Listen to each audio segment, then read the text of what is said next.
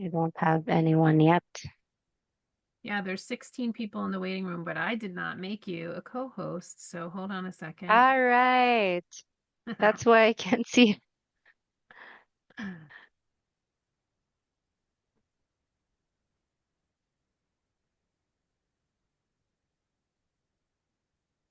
there. I'll just admit them all now. There you go.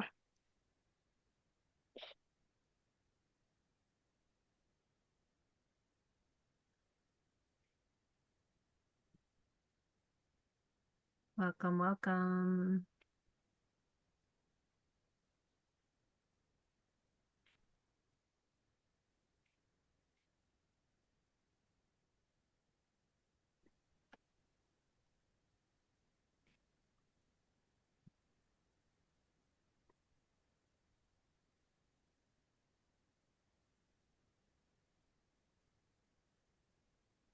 Welcome, welcome, everyone. Good to see you all. New faces that missed last week.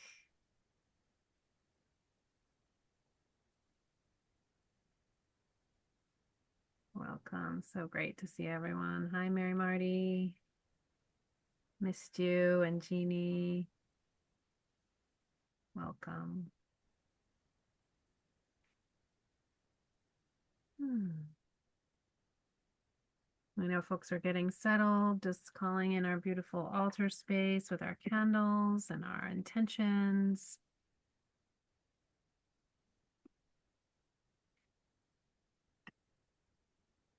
and our collective field that we are building as we come together each week.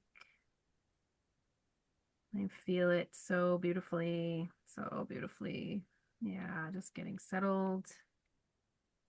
We're going to do a few things the same every single week together, and one is going to be our body is a magic portal meditation, our beloved dead introduction. So if somebody were wanting to share a couple of minutes about their beloved dead, there's an opportunity to do that this morning. And then a poem or a quote about death. That's going to be our entry every week. So welcome. Going to start right away with a body meditation, and then I invite you to keep your eyes open or close your eyes, whichever feels aligned for you. And I want to invite you to feel into your heart, your actual physical beating, pulsating heart as a really central component to our physical, emotional, and spiritual selves.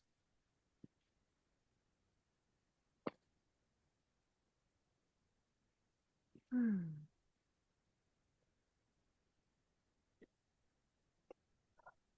We learned, probably most of us, from the mechanical version of the body from Rene Descartes, thank you very much, that the heart is a pump. And that's what we've known most of our lives. But there are many holes in that theory. And thankfully, more integrated, new, emerging science is coming forward. And one example of how that can't possibly be true is that if the blood vessels were lined up end to end, they'd circle the earth 3 times. And there's not a strong enough pump in existence to do that. What we also know is that the river of life, our blood and our blood vessels, starts in utero before the heart is even formed. So the river of life begins. And all of these rivers that make up the river of life of our blood are little spinning vortices. And what we're discovering now is that the heart itself is a vortex. The way it spins the blood in and out is a spiral vortex. And this changes everything. everything we know about ourselves, about our bodies, about health. What we're also starting to understand is that the heart has its own intrinsic nervous system. It's like a brain. It's called the heart brain. And without even trying, the average person has perception and electromagnetic fields that go 6 feet out from their body. And we have the opportunity to work with that awareness and expand that out even further. What does it do to your system when you realize the heart is a spiral vortex communicating with all of the vortices of the blood throughout the body? The best way to describe the heart is as a conductor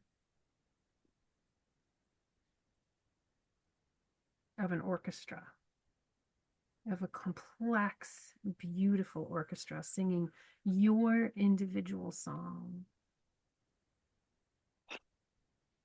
The great Rudolf Steiner said, in order for the human to evolve, one of the most important things for us to learn is that the heart is not a pump. This is an invitation to see the body as a whole musical, magical, orchestral being. And this fits much better with the ancient wisdom to follow the heart. This philosophical and spiritual tradition, which has emphasized the heart's central role in our well-being.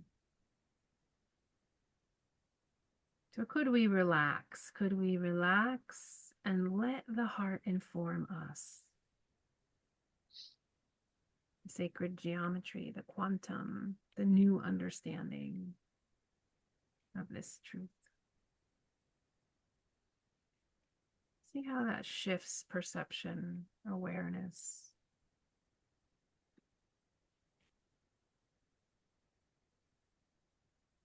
See if you can feel a dance inside your being in a little bit of a different way,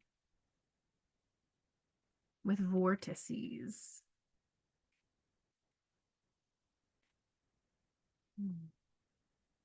Wonderful. Coming back to your internal, external awareness, and when you're ready, you can open your eyes. I love sharing these mini body magic meditations. And yeah, I'd love for someone to share if they feel drawn, if you've come prepared to share 2 minutes about your beloved dead. If you have a photo you can hold up for us. Anybody want to share? Or if you don't have to have a photo, you can just describe. Becky G. L.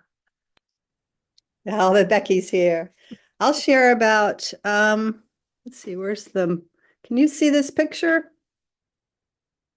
Yeah, we Not, can pull it back just a little bit more. Yeah, the glass is a little bit glary, but I can see it. Yep. You have it by that was, skeleton. yeah, Yeah. my mother's mother, Nice. my grandmother. So I'm visiting my 98-year-old friend in Maine right now. My mother's from Maine. My grandmother lived in Maine. And her alter ego was the Green Witch. And she would tell spooky stories and go to groups of children and have magical weavings about the animals in the forests and the interaction of the children's with the hobgoblins and fairies that they found there. And just opened a world of magic for me that very special. Near the end of her life, she kept having bouts of congestive heart failure, going in and out of the hospital. And my mom went and put her mother, my grandmother, into a nursing home. And I said, that doesn't work very well. And she didn't like it. So Back then in the 80s, it was $15,000 a year to be in a nursing home. Can you imagine? But she and the family said, well, you can take the $15,000 and get a down payment on a house where she could live with you. So I did, and she came and lived with me for the last few years of her life. And it was a magical and difficult um, um, way of loving and connecting and giving back to her something of the many gifts she shared with me. Oh my So, God. Tell us again her name and the year she was born and the year she died. so Helen Caldwell Cushman, well, Helen Lanigan Caldwell Cushman, and she was born in 1905 and she died in 1987. So beautiful. Thank you for sharing, Becky. That was Yeah, perfect little snippet. Feel more great. connected to Helen. Thank you. Right. Okay, I'm gonna read again from the Giver of Many Gifts. This poem I started reading from last week from Andrea Gibson.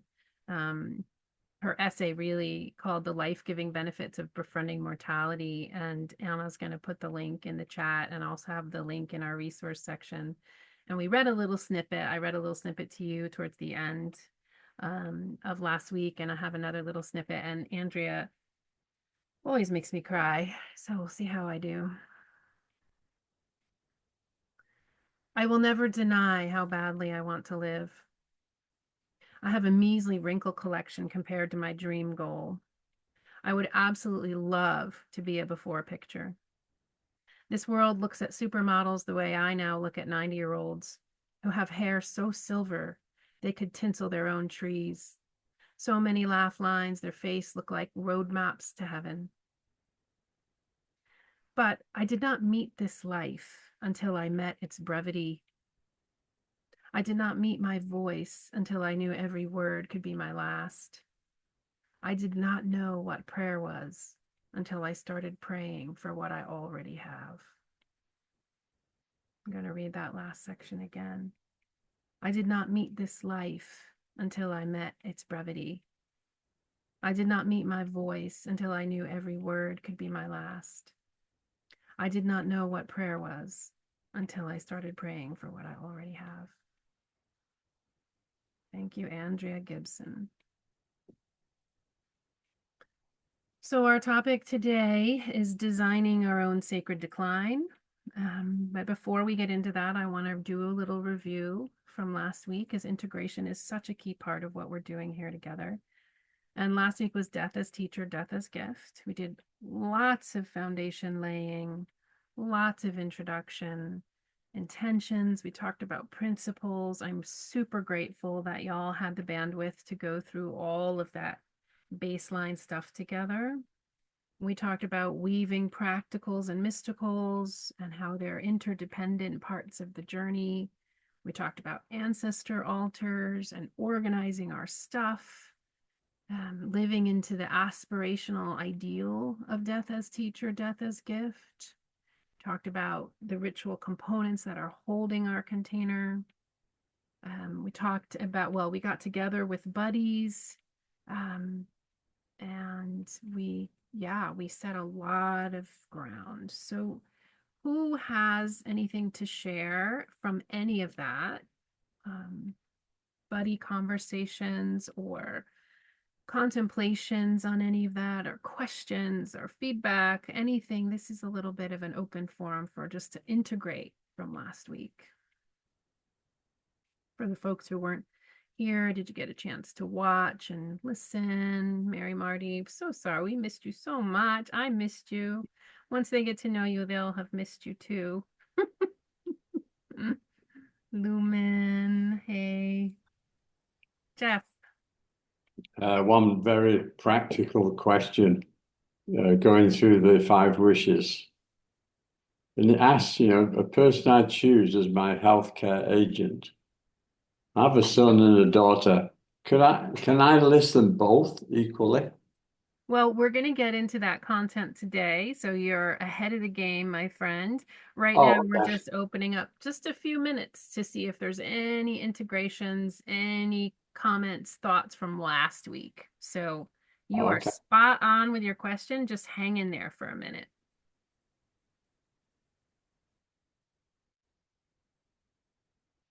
Lumen. Yeah, hi everyone. I'm so happy to be here this week. I got to rewatch or watch for the first time the recording actually this morning. And it was really special to watch both the video on the fascia and get this sense of like what I would call like a spiritual biologist, which is kind of how I identify myself. And like, yeah, so I really loved that video and taking that into my massage that I had this morning also, and getting to play with like asking a practitioner to touch me and hold this intention with me to help me visualize and hear my fascia sing to me and me sing to my fascia, metaphysically, literally, emotionally. And I actually had like this slightly out of body experience where I was like in a theta state, like not fully asleep, not really awake. And I was having all these visions, and then I heard the name Sean, Sean, Sean. And I was like, do I know a Sean? And then I saw Sean name in your face. And I was like, whoa, hi, what are you doing here? Like, what do you have to like tell me right now? It was really interesting. And I don't know what to make of it other than just, you know, the unknown being funny the way that it is. And so, um, And the fact that we're all connected is what comes up for me of like, we are creating this group field and like we already have a group field with you. And so it's enhancing, you know?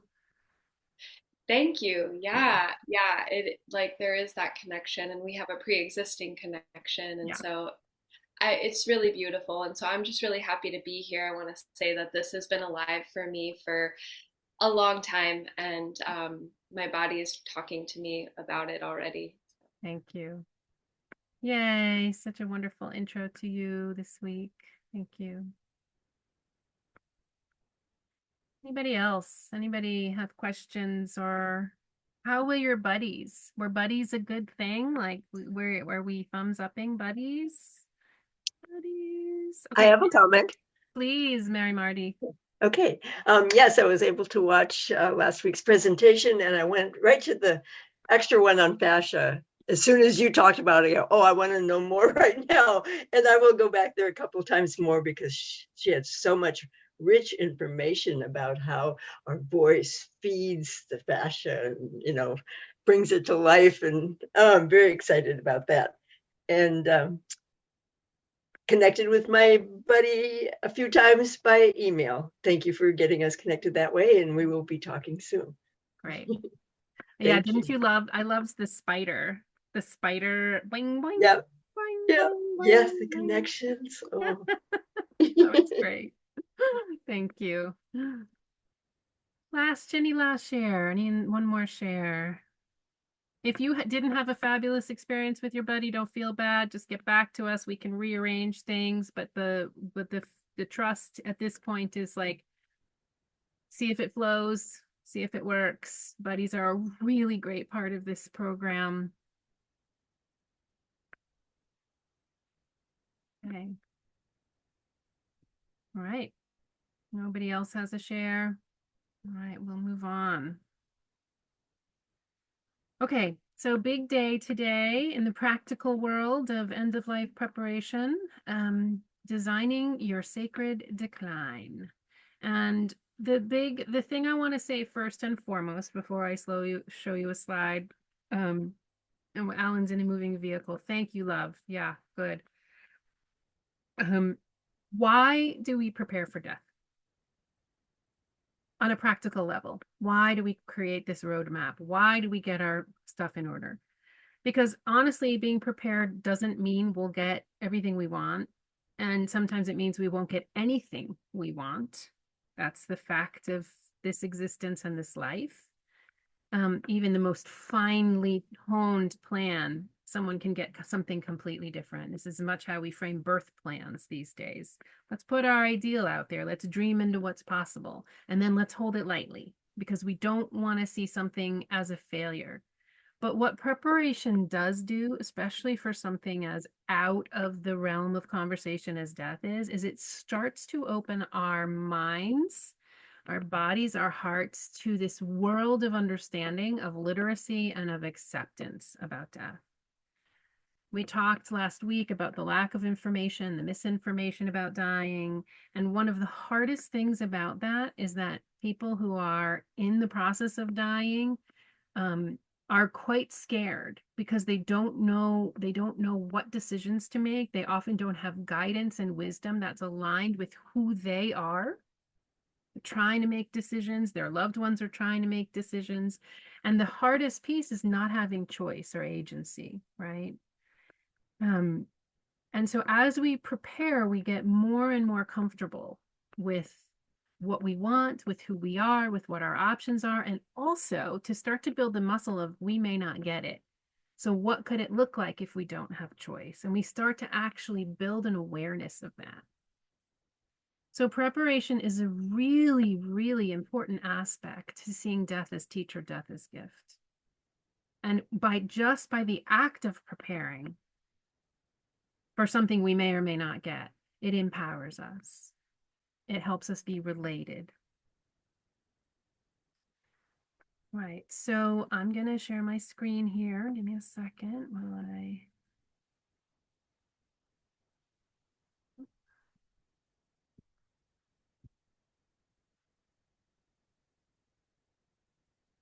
All right.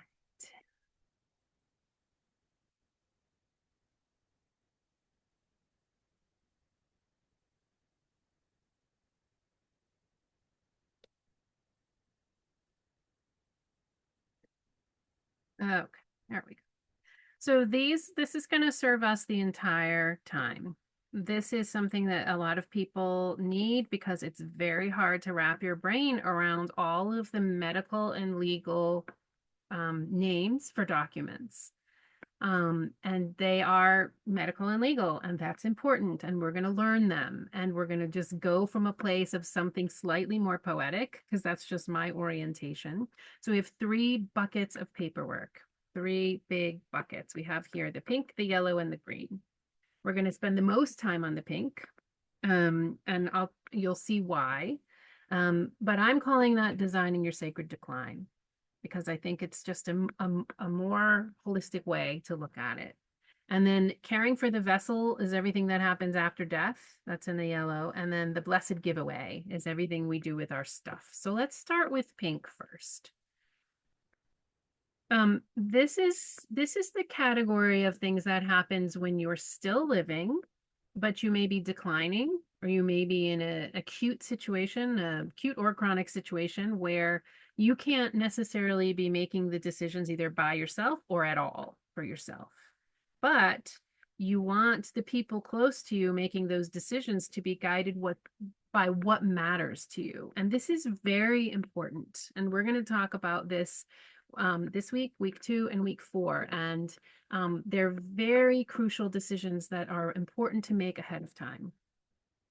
And as you can imagine, at this decline phase of life, it's a very critical, tender, potentially difficult time for everyone. So the more we lay out a map of what we want and don't want, the more it cushions, the more it softens, the more it provides support for that time. So I put these categories called living healthcare. So there's lots of different names for this. A living will, an advanced care directive, an advanced life directive, also called medical directives. 5 Wishes is one of the brands or styles of these documents we're going to be working with. Healthcare agent, healthcare power of attorney, healthcare POA. All of these fall under this category of what I'm calling living healthcare, because it specifies that you're still alive. You're still alive, and you want to be clear about what you want and what you don't want. And then there's some specific documents. The DNR, which means do not resuscitate. We're going to spend a lot of time talking about that. And then some states have a most document or a post document. We're going to get there also. We're going to take this little bit at a time. The caring for the vessel documents are after death. So are you an organ donor? How do you want your body disposed of? What do you care about in terms of spiritual services? What's, cremation or burial? Any kind of vigil that you may want, a death certificate process. So all of that falls under caring for the vessel. And then the blessed giveaway is everything you've accumulated in this life and how you want it distributed. So that would be all your assets, hard and liquid assets, as well as pets, if you have them, children, if they're still dependents, and anything like all the stuff you've accumulated. So is that clear, the 3 buckets? Any questions on the 3 buckets? I have a question. Yes. Maybe I think you already kind of answered this, but maybe you could just clarify for me. In the bucket of sacred decline, or just all of them, each one of these is like a different document or like a different. You're going to have multiple documents in all of these categories. And with end of life documentation, I'm sorry to say, some will find this bad news. Redundancy is important, particularly in the pink sacred decline bucket. Redundancy is really important, and you'll see why, because different institutions require different documents. But once you have the concepts and once you have the clarity of what is true for you, you can fill out these documents to make them happy based on what you've already decided is true. The blessed giveaway documents redundancy is actually not that helpful, because you want to have the most up-to-date financial documents, but we'll get there when we get there. But there's multiple documents in all of these categories. It's complex. Thank you. Yeah. So today, I had sent out this checklist, which is sort of my paper version of the Knox box, which is not as comprehensive as what Knockbox, what they're doing. But it's a place for us to start, and printing this out or having it digital, whatever you prefer, is fine. It helps keep us focused on what we're here to do and what needs to happen next. And it's also helpful if your buddy, knows some of what your deadlines and your goals are, and then they can help you as well. So I was told that more breaks more often would be good today. Does that feel true? Like 3-minute breaks, like 3 or 4 times? Is that feeling like a yes? Okay, so why don't we take a 3-minute, we're 30 minutes in, so why don't we take a 3-minute stretch, move, water, and then we'll be back to do, to jump into the 5 wishes.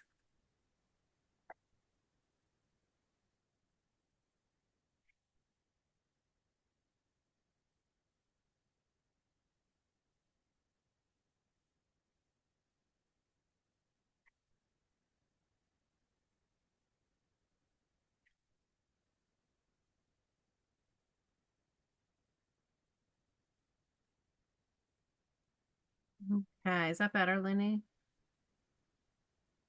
Not really. I don't know what's different. Lenny said it's a It's little. very, really, really different. I don't know what. It was the most gorgeous lighting ever last week. I thought, wow, you're really a pro. When you yeah, that's better. It's just a little bright for me. Is it? Oh, okay. Last week it was gray and dark outside, and so I think it was more lit up inside. Mm-hmm. Thank you. Yes. Okay. So who has a Five Wishes booklet that or a printout that they have with them, and who might be willing, we're going to take turns reading because I want to take it right from this document and get really intimate and familiar with this document. Could you raise your hand if you're willing? Okay, Heather, I see you. Anybody else? Becky L. Good. Many of you. Sarah, Yeah, Maria. I do. Maria. Great. Mhm. Thank you. Maria, so here's another piece about the Five Wishes booklets. They update them regularly, and sometimes it's not completely the same. I don't have a completely the same one as you might, and that's Mhm. okay. They're roughly the same, and they might be a slightly different page or slightly different word, but we're going to do our best. So Maria, if you would start on page 2, which for me just says Five Wishes and it's the intro. Give me 1 second and I'll just say, I love this document, partly because it's printable and free if you want it to be free. And it makes this process of advanced life directives very layperson, easy, secular, really, really nice to step into. So it's sort of universal. And then from there, once you understand what's being asked, you can take it anywhere you want to take it, which you'll see because we do an addendum. So go ahead and read that page. Five wishes. There are many things in life that are out of our hands. This Five Wishes document gives you a way to control something very important, how you are treated if you get seriously ill. It is an easy to complete form that lets you say exactly what you want. Once it is filled out and properly signed, it is valid under the laws in most states. What is Five Wishes? Five Wishes is the first living will that talks about your personal, emotional, and spiritual needs, as well as your medical wishes. It lets you choose the person you want to make healthcare decisions for you if you are not able to make them for yourself. Five Wishes lets you say exactly how you wish to be treated if you get seriously ill. It was written with the help of the American Bar Association's Commission on Law and Aging and the nation's leading experts in end-of-life care. It's also easy to use. All you have to do is check a box, circle a direction, write a few sentences. You want me to keep going? I'm happy to, but oh, you're muted. Let's have Heather pick up from there. Yeah. Thank you. Okay. Mm-hmm. All right. How Five Wishes can help you and your family. It lets you talk with your family, friends, and doctor about how you want to be treated if you become seriously ill. Your family members will not have to guess what you want. It protects them if you become seriously ill because they won't have to make hard choices without knowing your wishes. You can know what your mom, dad, spouse, or friend wants.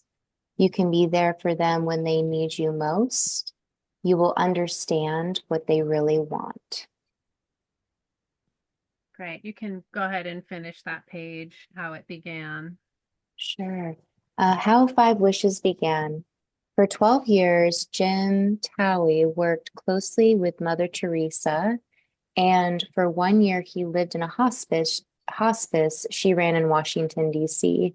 Inspired by this firsthand experience, Mr. Towie sought a way for patients and their families to plan ahead and to cope with serious illness. The result is Five Wishes, and the response to it has been overwhelming. It has been featured on CNN and NBC's Today Show and in the pages of Time and Money magazines. Newspapers have called Five Wishes the first living will with a heart and soul. Today, Five Wishes is available in 23 languages. Thank you so much, Heather. That's why I love it, is because it's relatable. So page 3, at least my page 3, it basically, we're just going to move through this one quickly. Who should use it? Anyone, everyone over 18. The 5 wishes states is what I have here. I wouldn't worry about this too much because you're going to do redundant paperwork that's going to be more acceptable and more legal for some of your institutions. But this is a place to start, and this is a relatable document to guide you and the people who you love. And if you want to find out more about why your state isn't listed, go ahead. Is there a question about that? Go ahead, Mark. No, it's not a question. I could tell a very short story, but I don't want to interrupt your flow about 5 wishes. Yes, why don't let's tell it Yeah. today, but just save it until we get Yep. through this part. Thank you. Mhm. How to change them. As with any end of life documentation, the one with the most recent date is going to override anything in the past. And so what we do if we want to update it, and I update mine all the time, every couple of years I'm updating, I just get rid of the old ones, and I make sure that I actually, on my addendums, I write amended and I put the new date. Everybody who gets it digitally, I say this replaces the last one. I keep it in my drive. We'll talk about all of that. But you just update everyone with your new documents. Okay. So there are 5 wishes to the 5 wishes, and we're going to go through them all. And today we're only going to do wish 1, and it's really nice to have spaciousness around 1 wish at a time, because this is sort of the heavy hitter of the wishes. Wish 1 is the person that I want to make decisions for me when I can't. And then wish 2 is equally as heavy hitter. It's the kind of medical treatments I want and don't want. Really 2 very big and important wishes. The other 3, wishes 3, 4, and 5, touch on how comfortable do I want to be, how do I want people to treat me, and what I want my loved ones to know. These are really great entry points for deeper conversations about those things that we will do. But really the sort of core meat of the 5 wishes is wish 1 and wish 2.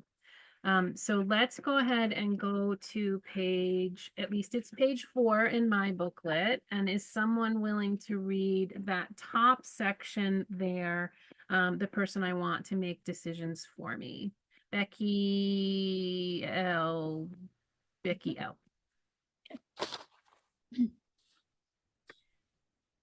If I am no longer able to make my own healthcare decisions, this form names the person I choose to make these choices for me.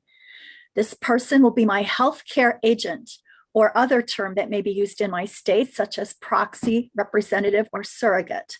This person will make my healthcare choices if both of these things happen. First, my attending or treating doctor finds I am no longer able to make healthcare choices, and another healthcare professional agrees that this is true. If my state has a different way of finding that I am not able to make healthcare choices, then my state's way should be followed. Excellent, thank you. And who else had their hand up? And I'd love them to read picking the right person to be their healthcare agent. Was it Carl? Had you offered to read? Great. Did you read that section?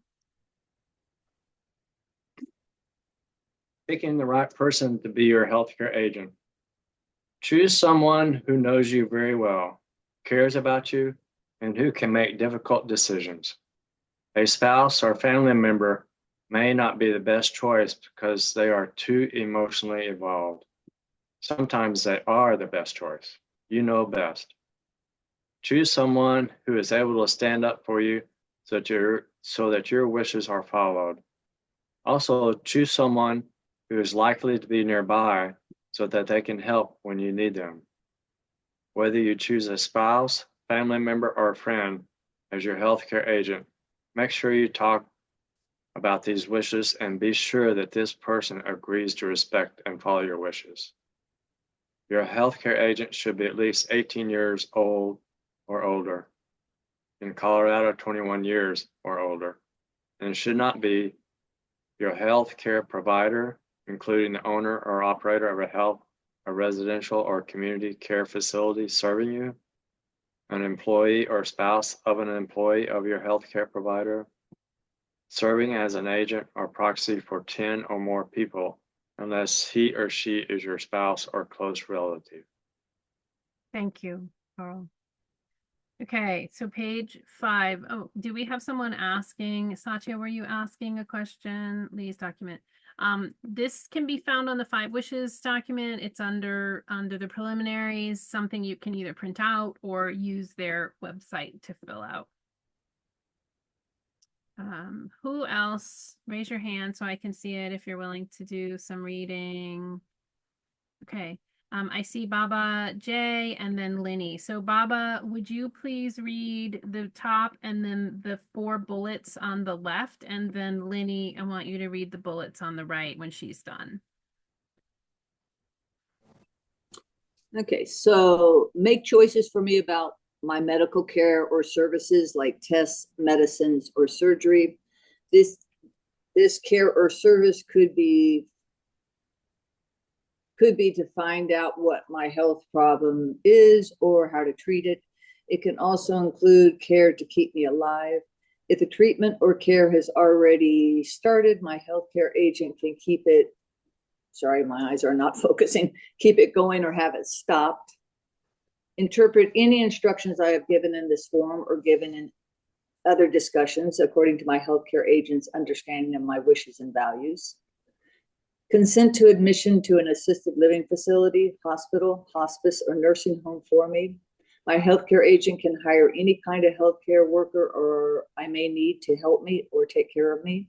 My agent may also fire a healthcare worker if needed.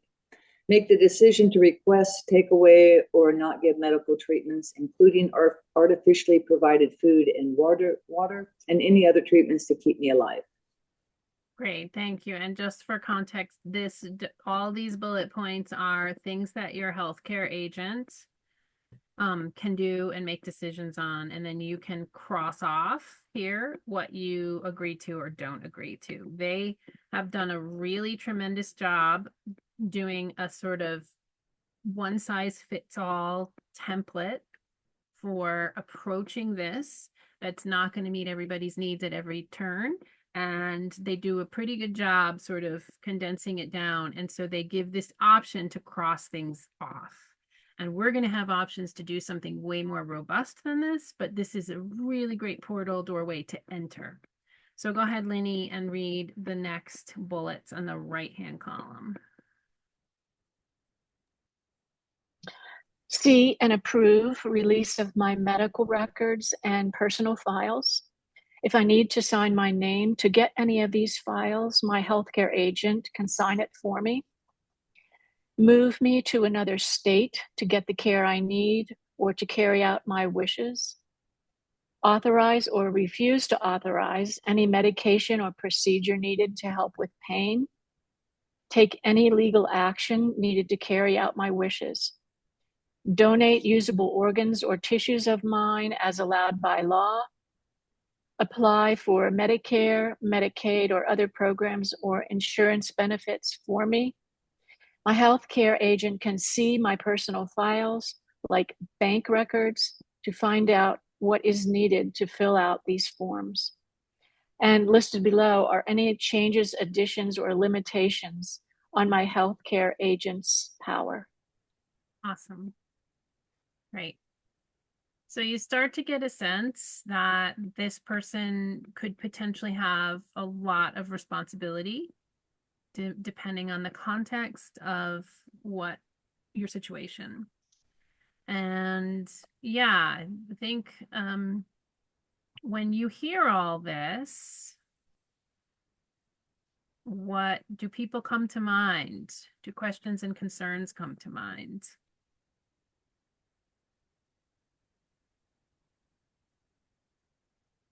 Carla.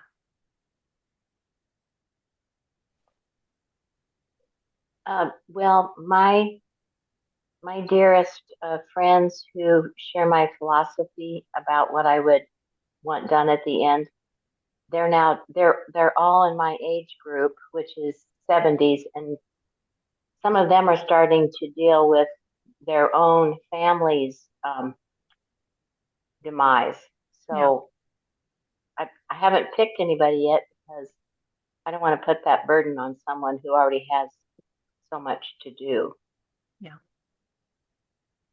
Yes, thank you. Becky H. My mother had discussed with everybody about what she wanted. So when she had a stroke, she was in a coma, never recovered, and we all agreed we just need to take off all support because that's what she wanted. My father was, being the spouse, he was the healthcare decision maker, and he says, "I agree, but I can't do it." So I talked to the nurse and said, this is what the family agrees. This is what he agrees. And she says, well, I'm going to have to ask him and he's going to have to nod his head. I said, he can nod his head, but he can't say it. So make sure that that's part of how you choose, is make sure it's not someone who's so emotionally involved that they can't give the direction, even though they know what's needed. Yeah, thank you. Thank you so much. That she just brought up some really important points there, which I'm going to hold on to. And yeah, I love these questions. These are great, or these comments. What I'm aiming towards, just so you know, is we're going to go through a list of characteristics of a healthcare agent, and then we're going to go into sharing rooms and for y'all to talk. So if you want to set that up, Anna, we're not quite ready, but you can set that up. And is it Jean or Jeannie? Jeannie. Jeannie. Great. Yeah. So what she just shared is, like my beloved, he'd be an emotional wreck. Yeah. And then I'm thinking, well, I don't have really anybody else. I don't trust my sister or my brother. So do you then go and kind of think about who your best friends are and start thinking about best friends too? And then I have one who's a lawyer and I'm like, oh, her personality would be great to just get stuff done, because it's a certain organizational, non-emotional, and can argue for my really my good. wishes. Y'all are super astute with these questions. One of the things we're going to talk about today is what I call death care teams, because as we're going to go through the list of characteristics for a healthcare agent, there's no one person on the planet who embodies them all. And like you're bringing up, Jeannie, my closest person is not going to have the wherewithal. And then what about this fierce person who can stick up for my rights, but I'm not as close to them. And so starting to think about you'll see in the 5 Wishes document, there's a first choice, second choice, and third choice. And that's how our legal system is run. We sort of need to have a bottom line. And yet behind the scenes, can we approach this as a team approach is how I have, been encouraging people to think about. Now, not everyone has access to that kind of context in their lives, but we can create it. And we're going to talk a little bit more about what does a death care team look like, and can we start them and plan to be each other's death care helpers. And then what Carla is saying is yeah, I may have that, but then we're all getting older, and what do we do about that? So these are really, really rich questions. I see Becky L and Denise, and then Jeff. Just the point about allowing the agent to see personal files like bank records. I have been told that really sometimes you need to check with your financial companies because they may require another form that legally indicates that you give that person the responsibility. Have you heard of that? Yeah, it's a little bit gray area-ish. The short answer to that is that there's 2 different powers of attorneys with 2 different roles. They could potentially be the same person in your life, but one of them is your healthcare power of attorney or healthcare agent, same, who's making healthcare decisions for you. And then there's a financial or durable power of attorney who has access to your money. And hopefully, if they're 2 different people, they're in communication with each other and making some decisions together. And if they're the same person, no problem. They have full access to both. That's generally speaking what a spouse would tend to be in most cases. But many of us aren't in a situation where we have a spouse, or we want a spouse, or a spouse would be capable. So great question. More to come on the financial power of attorney. Thank you. Denise. Hi, yeah, I'm realizing that my question might be solved by the death care team approach, but yeah, my concern was my closest person would be my brother, who I do really love and trust, but I'm very alternative in my approach to healthcare and medical care, and he is not at all. Yeah. And so and there would be no way I could spell out ahead of time for him all the alternative approaches to whatever might be needed. So that would be my concern. Yeah, excellent, excellent, excellent example. We're going to touch on that when we come to the addendum. And the addendum is just quickly as a separate document that you all can use my addendum and take as much from it as you want and use it as a template. And what we do is we go through each of the 5 wishes, and we spell out in great depth what this means to us and what's important to us. So it's not, trying to write in the margins of the booklet. It's a whole separate piece. And I hear what you're saying, that even if he had a book, it would still not translate because there's a different worldview. And I do think the death care team and having these conversations with the team is a really going to be probably an important approach to solve that problem, for probably that many of us have, many of us. Okay. Jeff. Okay, this is my question I had before is, can I have my daughter and my son equally as representatives? And I want to say that this is very much coloured by what happened when my wife died 3 years ago. And in order to be able to take her off life support system and let her die, yeah, the hospital and the doctors interviewed the 3 of us for 2 hours. And I thought, wow, if we hadn't spent all the time before on the 5 wishes and other stuff, we wouldn't have been prepared at all in order to answer their interview questions.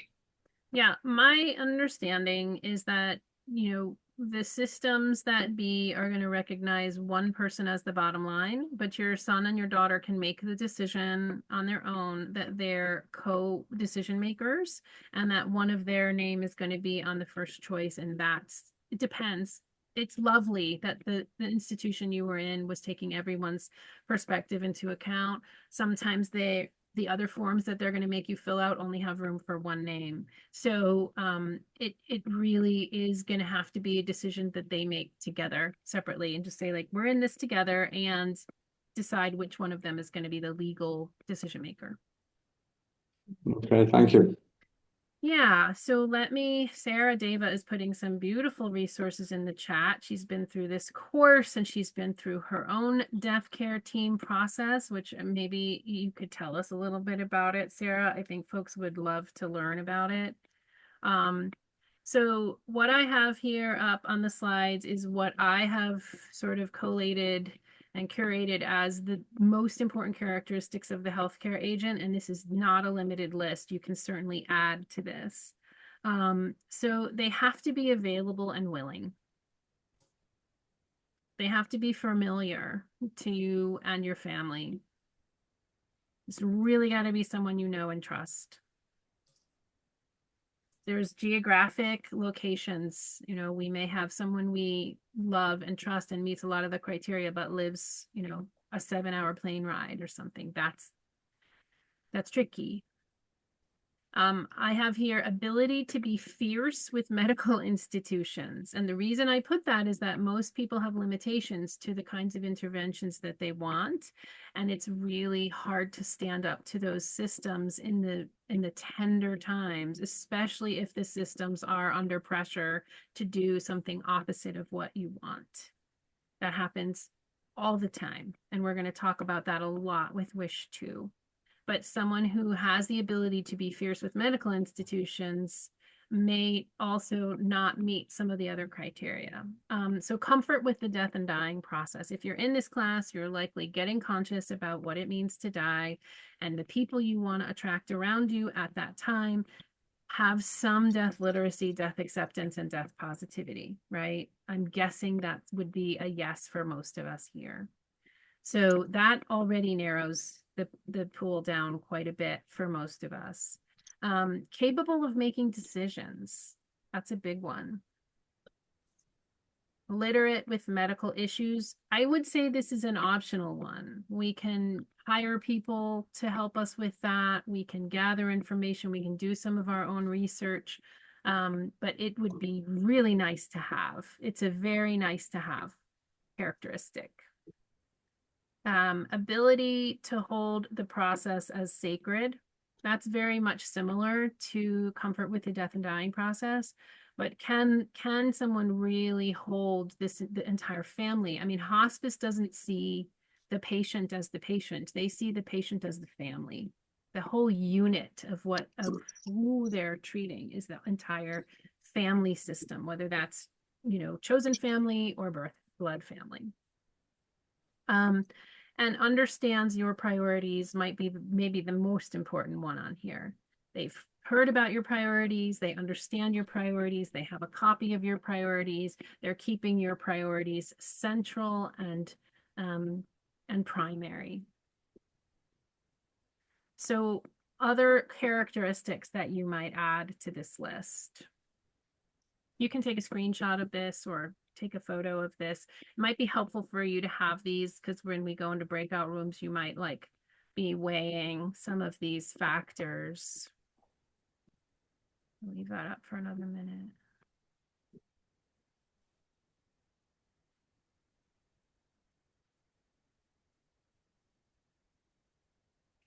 I'm gonna stop. I can actually put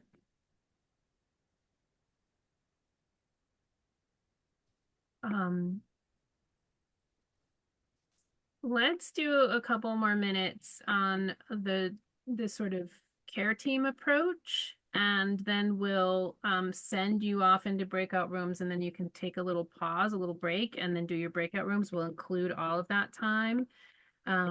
But maybe, Sarah, can you tell us about your journey with a group of people that went through this process together and how that was for you? So it's not just me talking about it. Sure. Yeah, so I went through this process with a group of friends because we are collectively starting a land project together, and we're all part of multi-member LLCs. And we're going to be a part of a multi-member LLC. And the first step of forming a multi-member LLC is that everyone has their documents in order.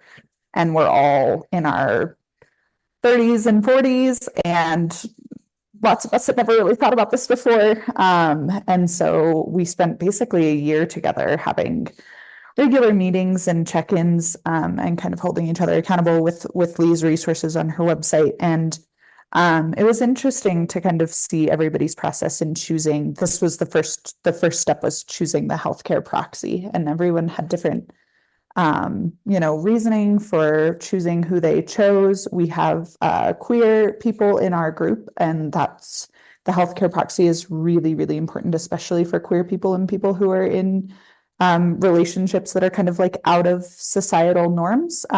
So that's super, super important. I also, I'm getting married, but my partner is not going to be burdened with being my healthcare proxy. And that was a really important kind of decision that I came to. And I would say pretty much most of the people in the group came to the fact pick an other to be their healthcare proxy, because of just the emotional freedom that they wanted to give the people closest to them to be grieving in the ways that they needed to grieve. This is a multiracial group also, so people who are, there's one member of the Eastern Band of the Cherokee, and so they have their own spiritual kind of traditions and processes around death and dying, and really wanted to give their community kind of the space to process in the ways that they needed to process without all of the legal stuff. Let me ask you, Sarah, let me ask you yeah. a question. So you're going through a whole year together as a support team to get this paperwork done because it was, you wanted to be conscious about it, but it was also a requirement for this LLC. That's one awesome part of it. But let me dial down a little bit more. When you say that you didn't choose your spouse as your healthcare, as your number one healthcare agent, was it because you now had this group of people that you decided to be each other's healthcare agents because you went through this process so much together, or was that a different person, or? No, not necessarily. I mean, you're my healthcare agent, so you weren't in that group. I'm spoiled. I get Lee as my healthcare agent. But also one of the members of the group is my additional healthcare agent as well. I have two. And the group, some of the group did choose each other. But a lot of the group chose people outside of that group. I think it was more just, it was the videos that I put in the chat, I put a couple of YouTube videos. Right. They talk a lot about how, it's a really intense time when people are dying, and it can lead to selfish decisions on how it is that you want your loved ones to be taken care of. And you need to be able to trust that that person is going to be able to follow the things as they're written. My other choice is that my spouse is from a different culture and he doesn't necessarily have the experience of like the US medical system in the same way that I do. So yeah, lots of reasons as to why that happened. Thank But, you. yeah. Thank you. So that's a little sneak preview. I will tell you that living in intentional community is a really easy thing to get a healthcare team together because we're so versed in doing things in groups and making decisions together, but most people don't have that experience. Except when I really have been living in Asheville full time, I just pulled together a group of 5 women and we decided to explore how to be each other's death care team. And we got together monthly, watched movies, did paperwork together, much like Sarah's talking about, and decided that this was the group we wanted to really have us walk each other home. Now, we did, Carla, have a varying amount of people from different generations in there. So like 50s, 60s, 70s, and 80s. And so the youngers would conceivably, who knows? I mean, who knows how it's going to go, but the youngers could conceivably be walking the elders home first and then, maybe bring in younger people.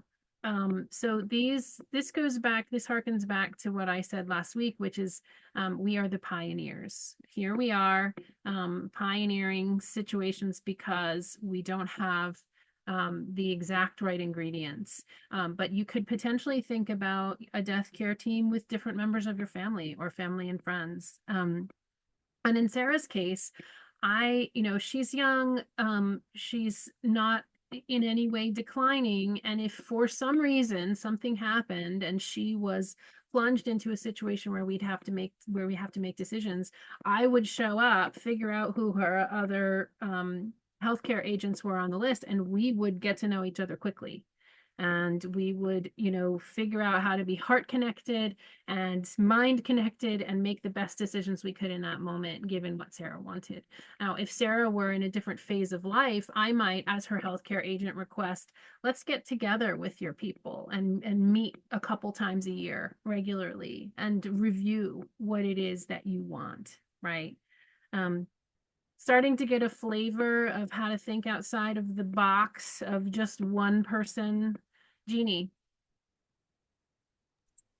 So it's really interesting as we're talking about like putting together your healthcare team. I have feelings of like, so I'm the one that runs my life and I'm the one that runs everyone's life. Asking others to help me, there's feelings of vulnerability coming up. And trusting that people are going to want, and this is all my stuff, because the truth is I have so many people in my life that love me and would do anything to help me. But it's interesting to see my internal experience of like, fear coming up in cultivating Yeah. this. Yeah, it's why this decision is this wish one is a heavy hitter, because it does bring us into the heart of the transformational aspect of the mystery school, because we have to confront a lot of things. We have to confront our own stuff. We have to confront talking with our family members. We have to confront potentially decades old conflict within our family. This brings us really face to face with a lot of unfinished stuff, including our own biases. So thank you. What a beautiful gift to us that you shared that, because you're not alone. We're all up against it. Thank you. So Anna, do you have breakout rooms ready? Okay. So why don't you set the time for 23 minutes and take a 3-minute break. So stay here for a minute. Anna's going to send you into breakout rooms. Click yes, say hi to your people, and then take a 3-minute break. And then basically you're going to talk about this, the characteristics of the healthcare agent, who you're considering as your healthcare agent, what this stuff is all bringing up for you. How can you imagine talking to the people you love? And then you'll have 20 minutes to do that. And then we'll come back. Ready, Anna? All right.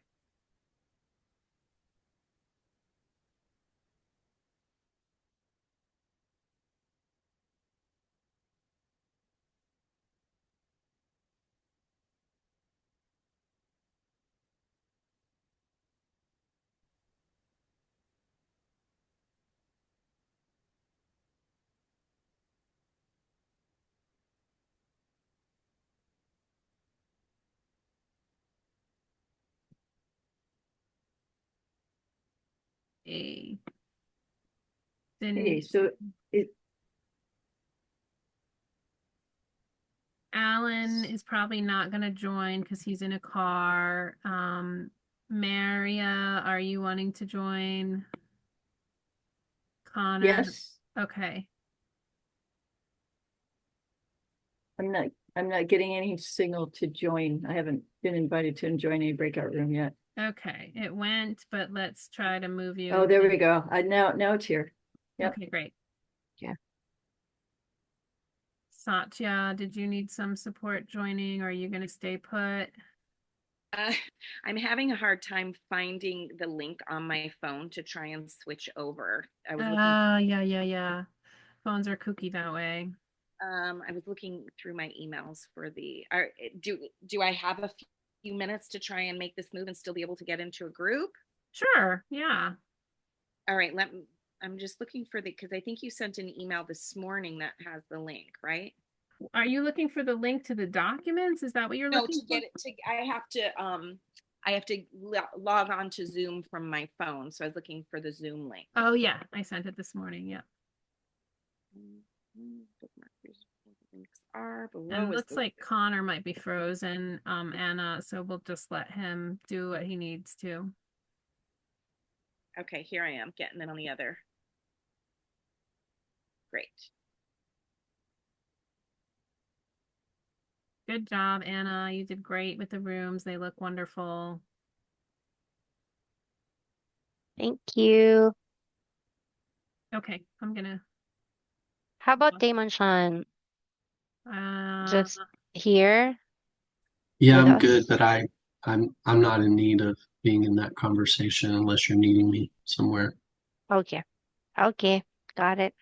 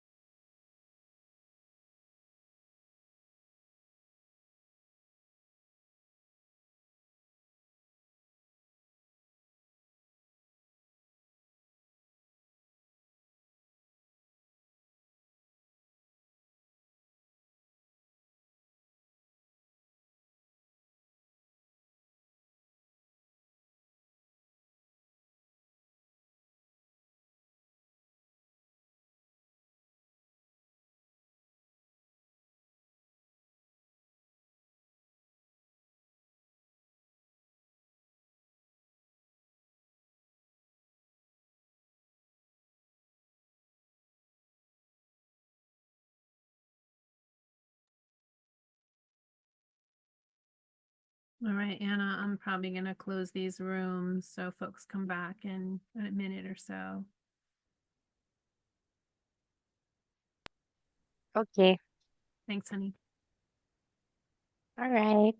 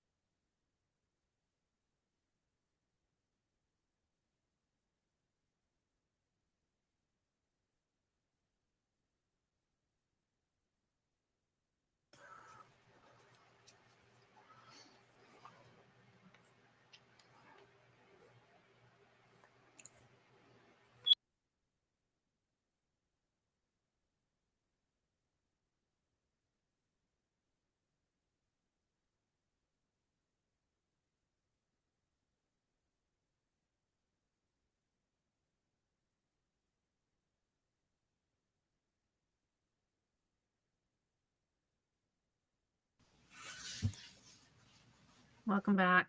Was that enough time? Great. Excellent, excellent, excellent. I want to hear from you, but I want to introduce you to another concept first before I do, and then we can talk. Let me share.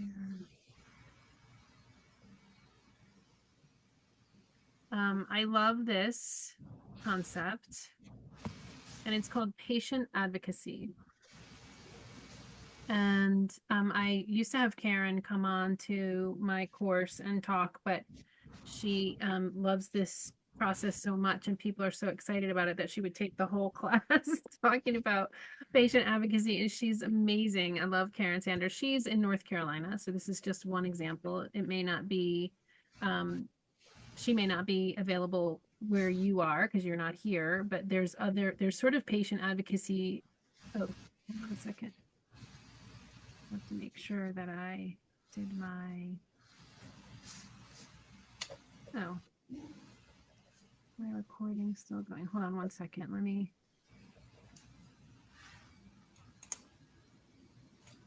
I think it's going. Okay, I wanted to make sure my recording was still going. Hey, So, y'all, can I just jump in and request that everyone turn off their microphones so that it stays spotlighted on me? thank you, Hannah.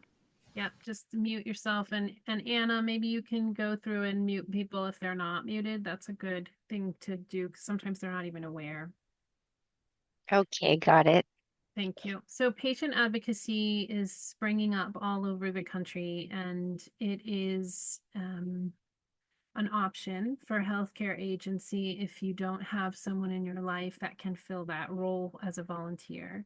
And, Karen talks a lot about what's happening in the healthcare world right now. And for those of you who work in healthcare, you may know, but there's a nurse shortage, sort of a national nurse shortage that's pretty dire, and a prickly healthcare system that people are struggling with staying in the context of.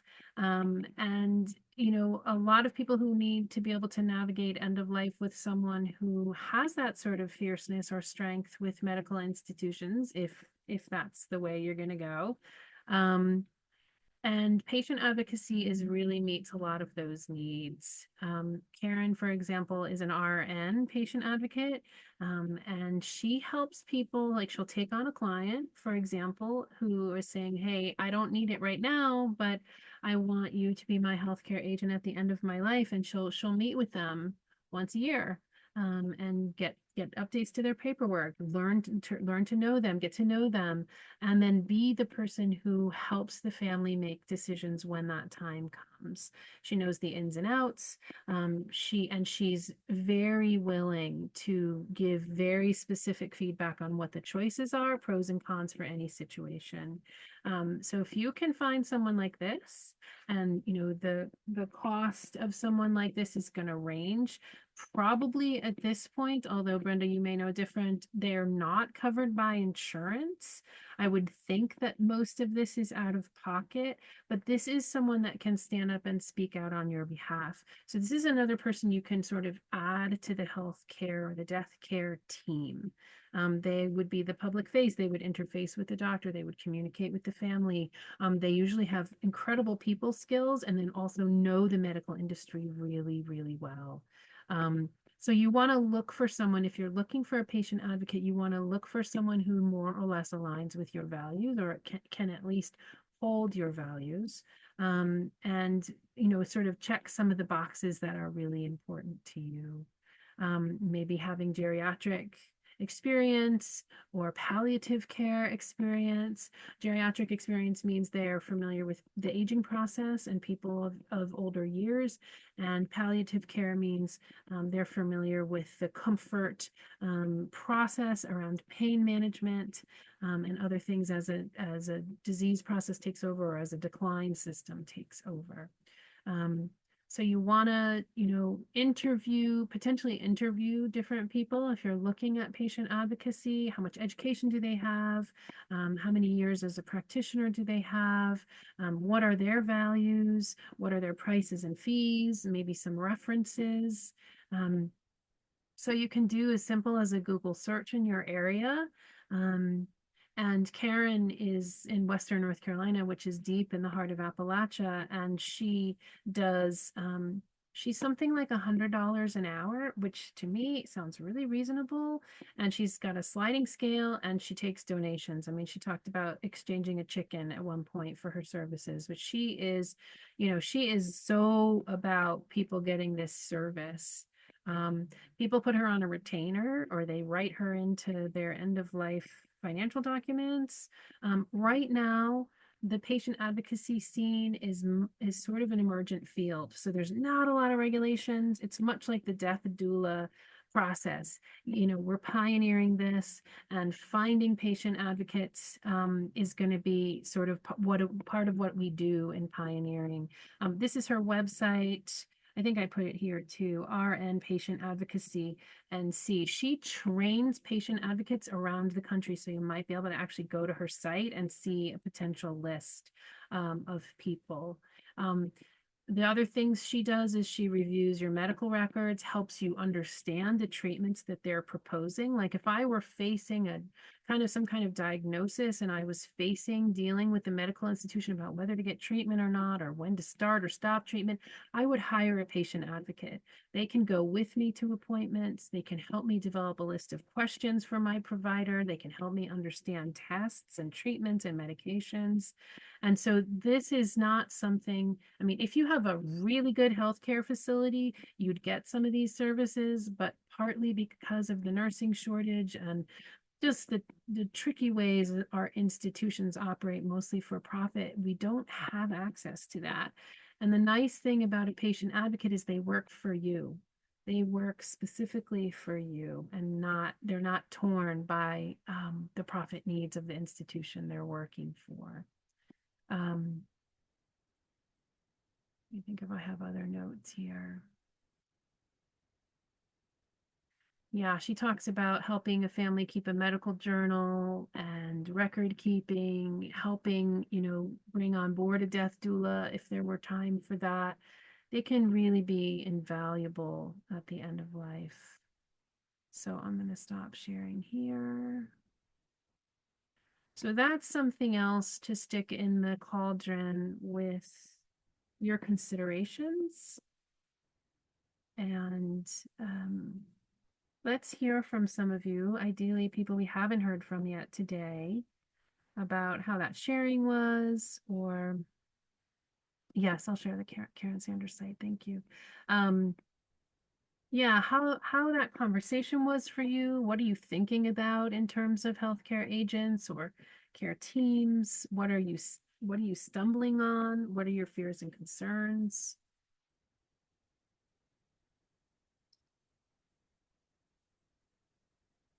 Lumen, I see you. Let's give someone else who hasn't shared yet today a chance. And then if we don't have anybody come forward, I will speak. Hold on, let me put this in the chat. Here's Karen Sanders.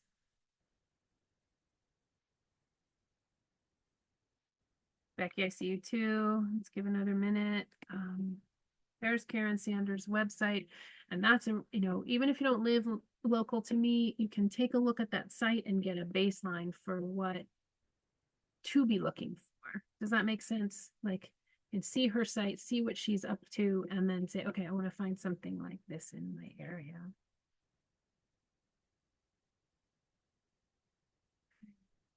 All right, Lumen, and then Becky.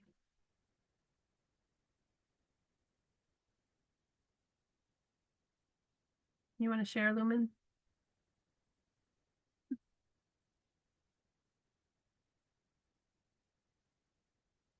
Okay. I clicked on one of the links and it took me and like a video started playing. So did you call on me? Oh, I thought you had raised your hands. You just wanted I did. Karen. I did. Okay. Okay. Yeah, I just like in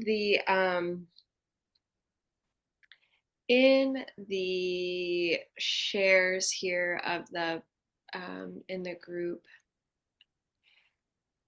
I realized for myself that I'm kind of dancing between the like logical, rational, practical decision making process and the um, and like kind of getting tripped up and realizing that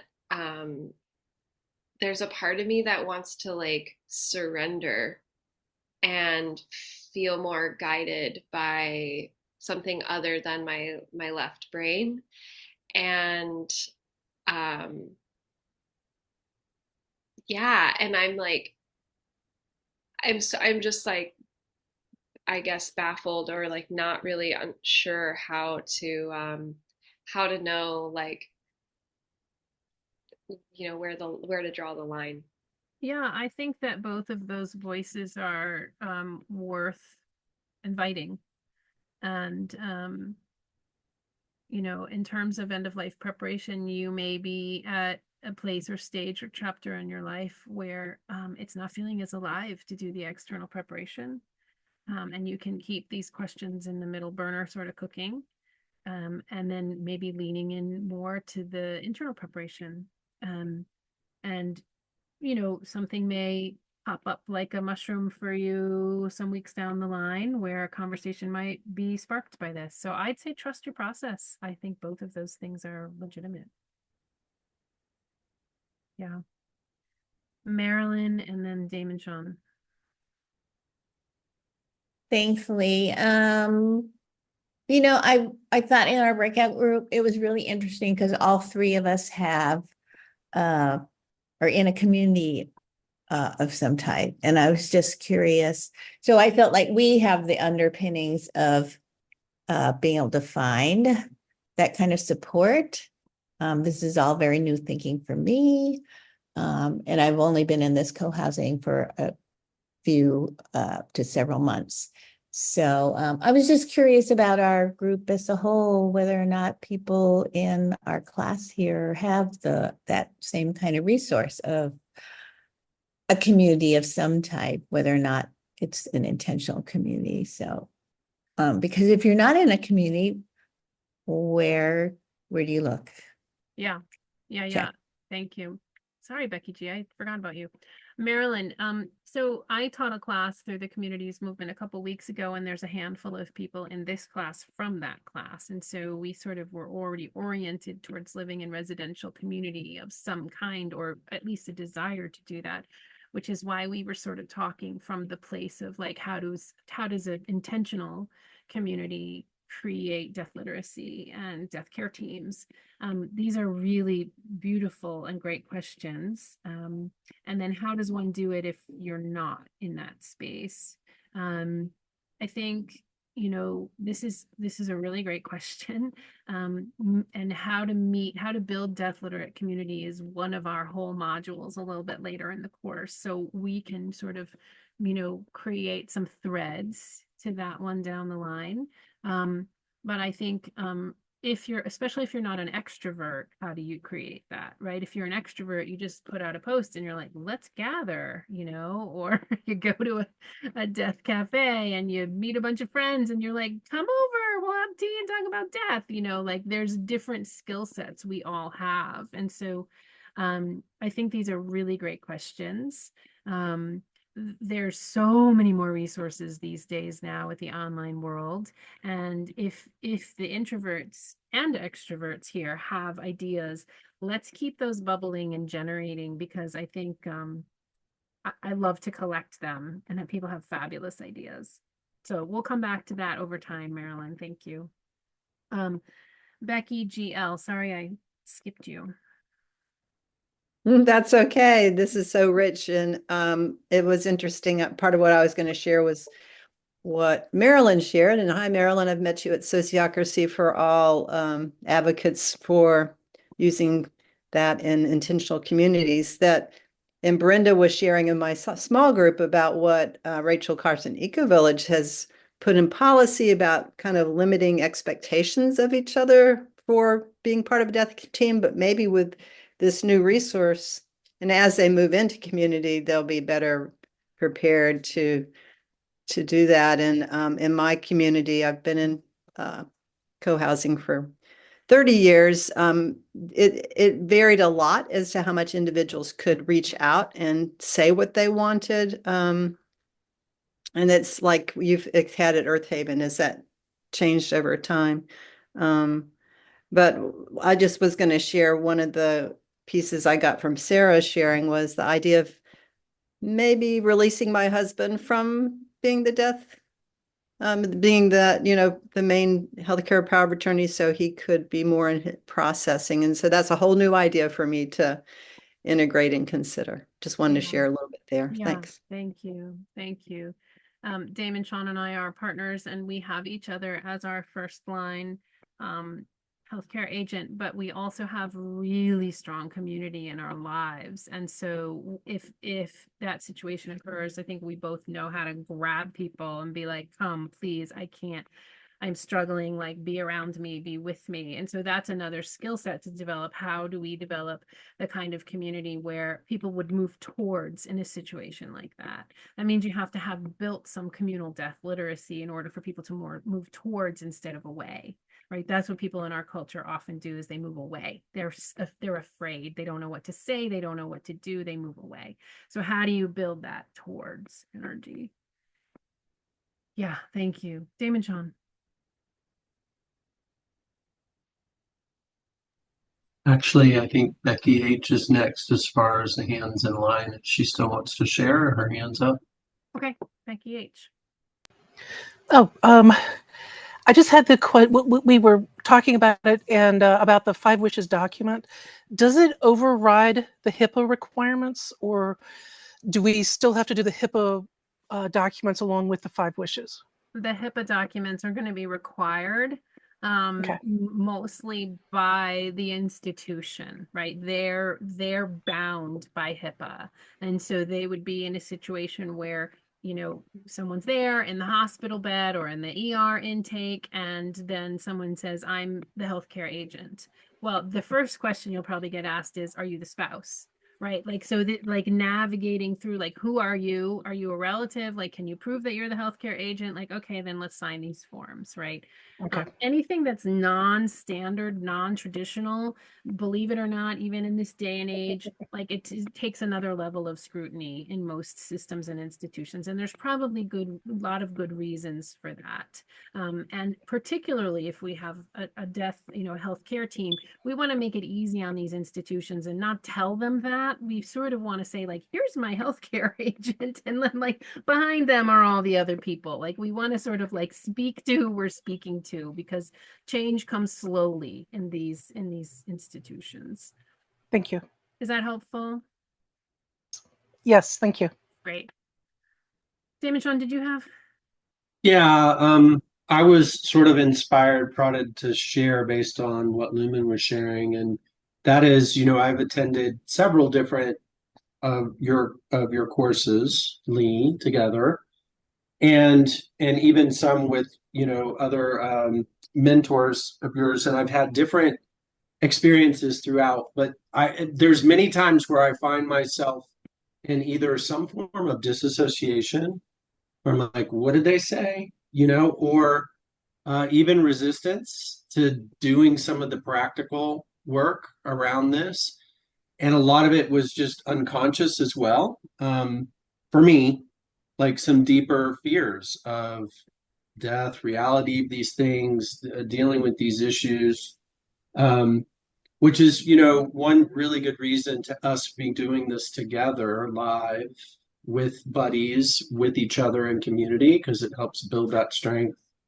Um, and yeah, sometimes just following those trailheads, because I think there's juice in the inquiry of like, yeah, what's up with that? So Thank you. yeah, that was Yeah. for me.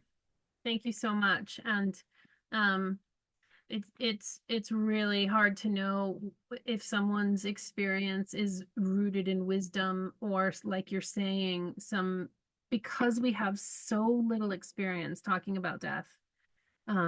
We don't know ourselves in this realm, right? And so we may know ourselves. And I love your literacy, Damon Sean, where you're saying, like, I've been in this conversation and I still watch myself dissociate. I still watch myself being confused and muddled and foggy, or resistant, or other things. And so I just want to name here that all of that is welcome. There's no right or wrong way to be in this process.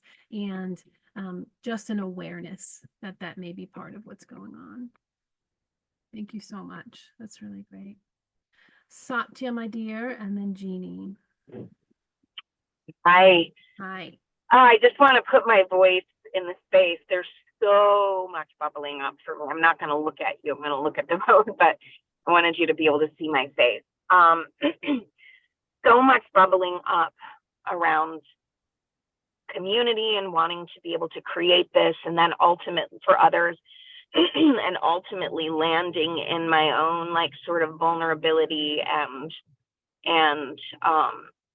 grief around like, oh my gosh, okay, this is big. I can feel it bubbling up, and it comes up a lot, which is not having a spouse. And just talking about this is like, brings up again, oh my God, am I never going to have a fucking spouse? Is there never going to be anyone who, this is perfect timing because there's a fire truck, which allows me to pull over to the right, which I feel like I need to do.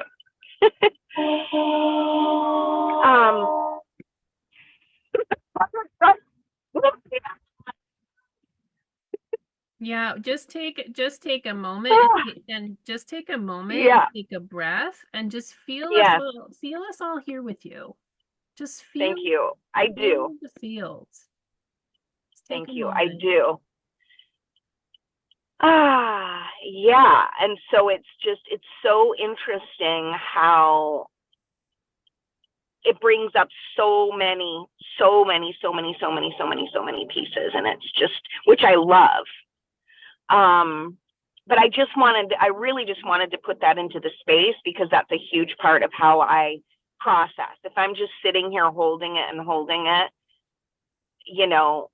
it doesn't move. Yes. Thank you. The invitation is to lean into the field, and you can feel it. You can feel the field. Yeah. Who can feel the field right now? Yeah. Yeah, for sure. Yeah. Thank you. For sure. Thank you. And just before I went to speak, this truck went by that I've never seen in my life, that was painted black with a skull, and it said "dead guy" across it. So just share that. I was like, what the heck? I don't know. I love it. Yeah. Thank you so much for listening and holding me. And I will say that our institutions are oriented towards nuclear family models, and that's really lonely and othering and isolating for those of us who are not in that model. as Sarah was talking, either because you're LGBTQIA or because you're a single person and you don't have the same kind of community, or you're embedded in community in a different kind of way. And so I feel you and understand that. And unfortunately, there is a little bit of an added burden on those of us who are outside of that sort of nuclear family normative or heteronormative context to create the alternatives. It is sort of more in our laps. We are forced in many ways to become the pioneers of how to do this differently. But that's where the culture is emerging. That's where we're all headed. And if we can in any way be mindful of that in this course and support that, I'm all for that. So thank you so much for bringing that up. Yes. Let's all take a pause. It's beautiful, emotional sharing. Feel our bodies, look out the window. Notice our breath. Feel our heartbeats.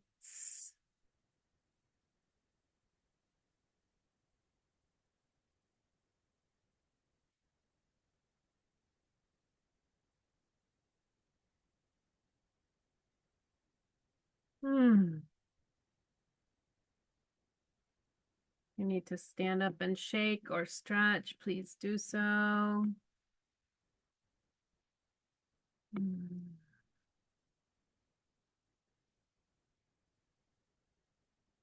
Okay, there's two more folks with their hands up. Let's get to them and then we'll take actually a little bit of a break and then we'll have 10 minutes to close. I see Jeannie and then I see Denise. So I had a question. Is power of attorney the same person as this health advocate that we're talking about? Yeah, there's these very confusing two categories of power of attorney. One's called a medical or healthcare power of attorney, and that person is the same as a healthcare agent. And often there's sort of maybe more legal or redundant or a different kind of paperwork that you would need to fill out for a hospital or for other things, but it's called a healthcare power of attorney or medical power of attorney. And they can make decisions about your life. There's also what's called a financial or durable power of attorney. And that's a different form and a different process. And that person has access to making contact with all of your financial stuff and financial institutions and can free up money. These do not have to be the same person. Sometimes they are the same person. And so my beloved and I are soul partners, but we're choosing not to get married under the law. How do I solidify him to be able to be with me the whole time if I'm not choosing him to be my health advocate or my your health person? Agent. Yeah, healthcare agent. Yeah, that is right, because I want him by my side. Yeah, he's going to be an emotional wreck, so I'll have someone that is more focused, but he's not my legal, in the terms of the law, husband. He's my spiritual husband. Yeah, how's that work? That's a really great question.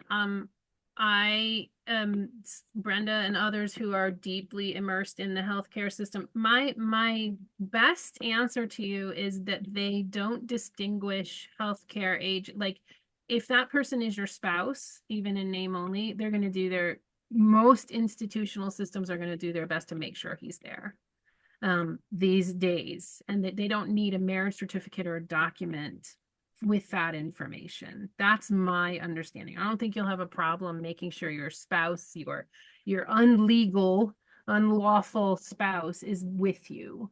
That's a real thing. They're probably going to give a little bit harder of a time that spouse is also not your healthcare agent, but as long as they have that, say it's your best friend Betty, as long as they have the documentation that Betty is the one making decisions, and as long as they're getting clear about who's who, you should be okay. I don't think that there's some other documentation that says this is my spouse, I want them with me. Does anybody know differently than that, Brenda? Like, you don't have to become, what is it called, where you're not married, but it's a domestic partnership or something like that. So like, let's hear from Brenda, because this one's in the know. Okay, great. So I'll just say that if you are able to, you're in the hospital and you would like to just name someone at that moment to assist you with making decisions should the need arise during that hospitalization, the hospital social worker can just bring a piece of paper and you can just write that down and sign it with a person's phone number. You can do that. It's kind of like a release of information kind of thing. You can do it without changing any big legal documents or anything like that. It's if you become incapacitated and can't name that person. Like I'll get consults from psychiatry saying, does this person have capacity to refuse this procedure or something like that? And I'll go and realize the person really doesn't understand what's going on with the procedure. However, they do have the capacity to name a person to help them with this decision.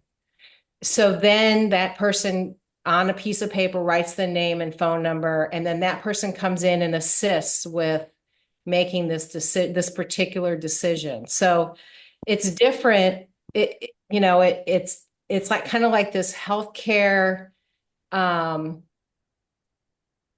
advocate. Not really like it's hard to describe exact. It's like not a legal thing. It's a capacity to name someone to assist you with making decisions without actually that person becoming a power of attorney.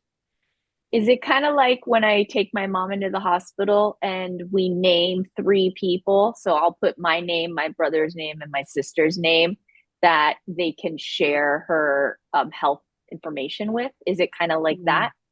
Yeah, so it's not necessarily the same 3 people who are going to actually be the legal power of attorney that are named as the executive of the state and the legal power of attorney for healthcare. It can be just a support person for that, or 3 people for that admission. And that's why we have care coordinators at the hospitals, because they're the person that will reach out at the bedside and say, this is a really complicated situation you're in. Is there someone you would like to have involved to help you with this decision? But that's when you still have capacity to name someone. Right. And then once we're done with all of this, do we just like drive around to all the hospitals that are kind of local to us and then drop off all of our paperwork so they have us on file? So if something happened, everything's there? No, you're gonna have to sit with a lot more uncertainty than that. I'm sorry to say. That sucks. That would be so organized, right?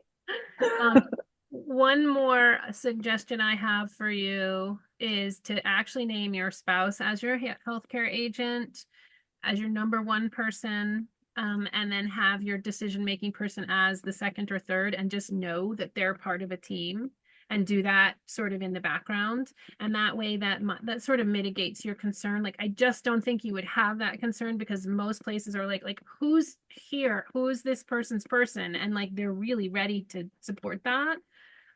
But that would mitigate your concern. And in terms of how we can carry, we'll talk about this in another week, but there is a wallet card in this thing, but don't expect anybody to go looking for the wallet card if you're in an accident on the highway. That just doesn't happen. They're going to do what they do, which is try to keep you alive no matter what. And so this is part of what we're doing when we do these end of life documents, is we're trying to understand the context of the systems that we're in. So we're going to talk more about that. Keep your question around that alive. I want to make sure we get to these other couple of questions. And I also want to talk about how to talk to your loved ones. So Lise had her hand up earlier, and I wanted to make sure to call on her. She hasn't spoken much. Go ahead, Lise. Oh, thank you, Lee. It was just what came up with the 5 wishes and the first wish with our group, and we were talking about the healthcare agents. And I was saying that for me, what was very interesting is having been around a lot of death as a teenager with both my parents dying and being their healthcare provider at 17 and 24. I would have thought my brothers and sisters would have having been 13 or 15 years older than me, that they would have had, at least knowing that our parents were dying, they would have put some of that information together while they were cognizant to do it, but they did not. And so a lot of it went haywire, as you can only imagine. And as a young person growing up, I didn't ever, none of my friends had parents that died like at the same age as mine. And all of a sudden in the last 10 years, in my 50s, all of my closest friends have all had parents who've been dying and turned to me. And I was like, oh gosh, it's interesting. I don't even have my own healthcare agent because I don't have parents and I'm no longer close with my siblings. It was kind of a shock. And as you know, I've been going through some medical stuff that has brought that up for me kind of significantly. It's like, who's going to be there for me? Yeah. And, you know, having my girlfriends come to me and say, what was it like when you lost your parents so young?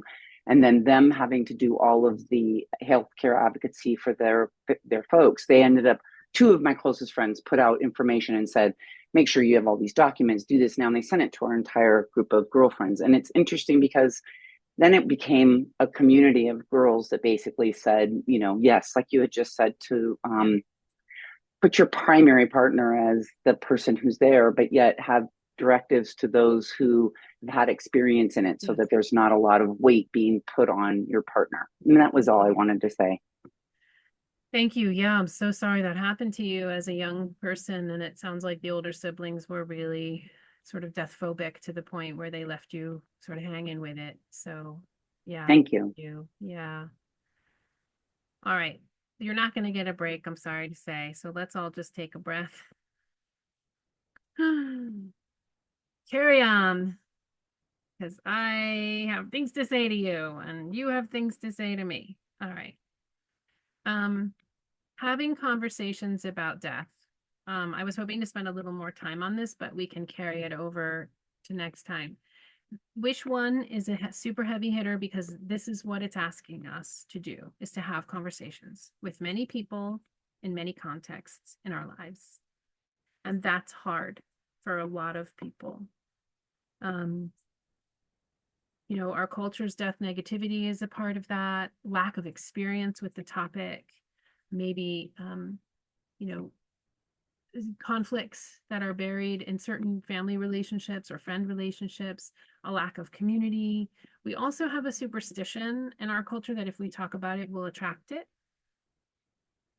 So notice that in yourself and then maybe notice that in others, right? If you're, you know, Sarah put out a YouTube video that is actually quite funny. It's about 2 minutes, and it's about choosing a healthcare agent and the person just crossing everybody off their list because they're responding in these outrageous ways. And it's worth watching just to get a chuckle, if nothing else, but also to sort of help you realize, like, okay, who's present to this conversation. So I give you full permission to use the phrase, I have homework. I have to have this conversation. I'm required to by my class. I'm taking a course. It's a very long course and I invested a lot in it and I'm required and I'm accountable to my buddy and I need to have these conversations. And that's what you can say to family and friends as sort of a upfront reason. And then I also want to encourage a sense of compassion and understanding about where they are, which is, I'm scared. I don't know how to do this. And maybe what you can do is say, part of me is there because I am in the same place, or I was just there. Can we muddle through it together? Can we be with these fears and still have the conversation anyway? I think the other question I have when having hard conversations with others is, do I personally have the capacity to hold space for their emotions? Because their emotions are going to come up, right? And if I had some kind of life-threatening situation and I knew I was going to have to go to this person and say, listen, I'm dying, and then their unfolding process, do I have the capacity to hold space for that? So that's a question to ask when you're thinking about who to talk to about this. Is there, is there someone else? Is there a third person who can help do that? Is there, yeah. I'm gonna put this Hospice Foundation document here. Sarah also put another really cool document as a PDF about how to get the conversation going. This is the Hospice Foundation. I'll put all of this stuff under our resources too. Hospice Foundation had some curious suggestions about how to get the conversation started. They are coming more from a place of someone's already dying and then you have to have the conversation. We're coming from a different place. Well, maybe not. There may be people in here dying, but some of us are coming from a different place, which is, hey, I'm not dying, but I want to have this conversation anyway. It's got a different weight than, hey, I am dying and I need to have this conversation. So I'm curious, what other barriers besides what I mentioned are there for people in terms of reaching out to have this conversation? What else is there that we can maybe address collectively? Because you're probably not alone if you have this barrier.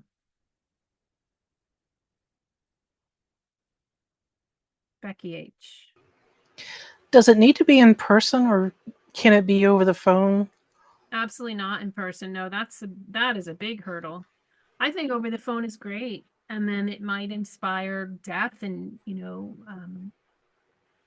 a deeper connection.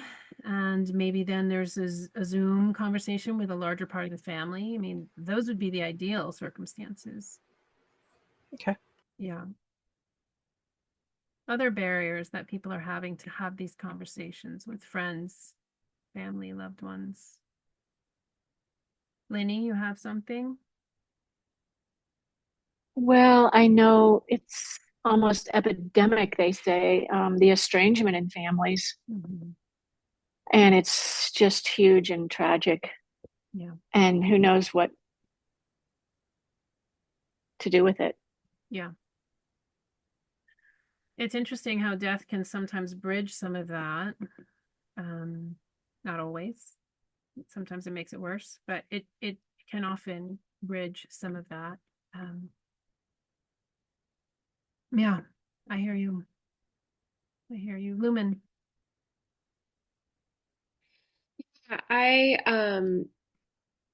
thought I was listening closely, but I'm not clear. Like, is there a specific conversation that we're having, or just introducing the topic of death and like I'm taking this class and so I want to talk about this topic, or?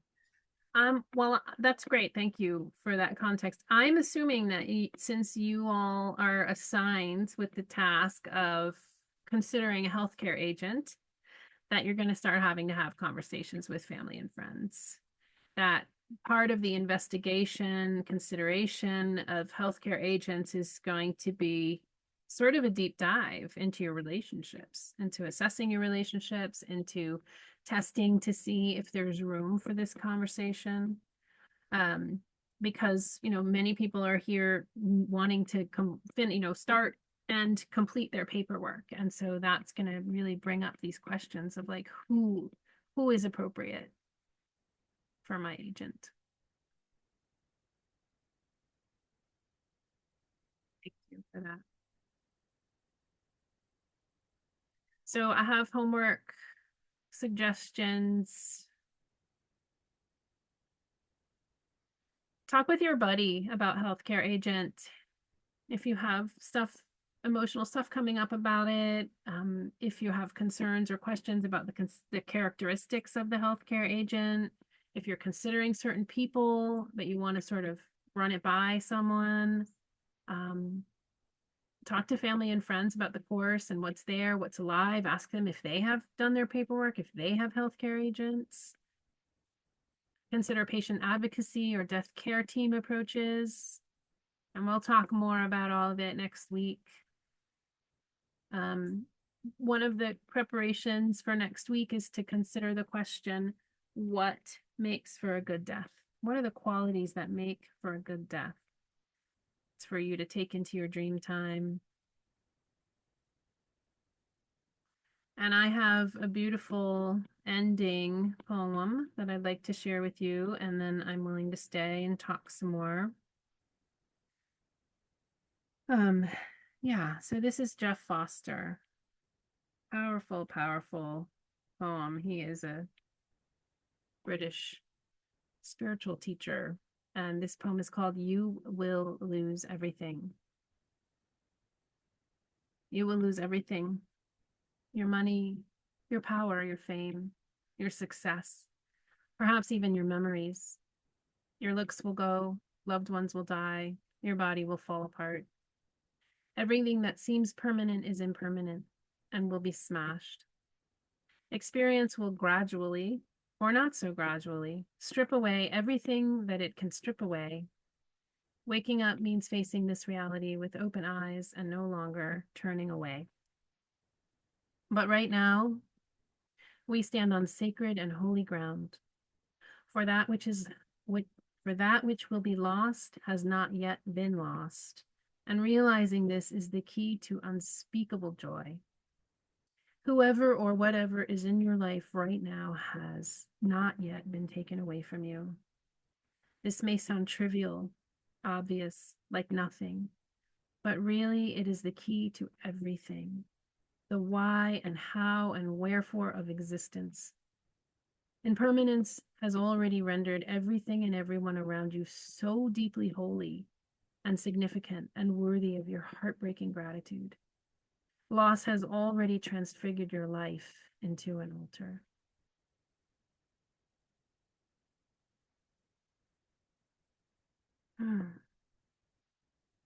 Thank you all. I'm going to stay here for 10 minutes or so. Folks want to chat some more or ask questions. And also for those who need to leave, blessings. See you next week. Thank you. See you next week. Thank you. See you next week.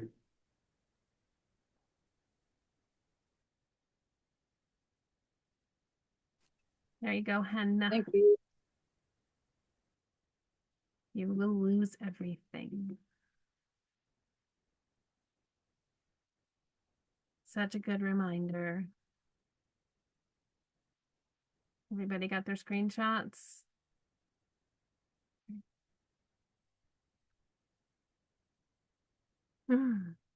Becky, my dear. You're muted, love.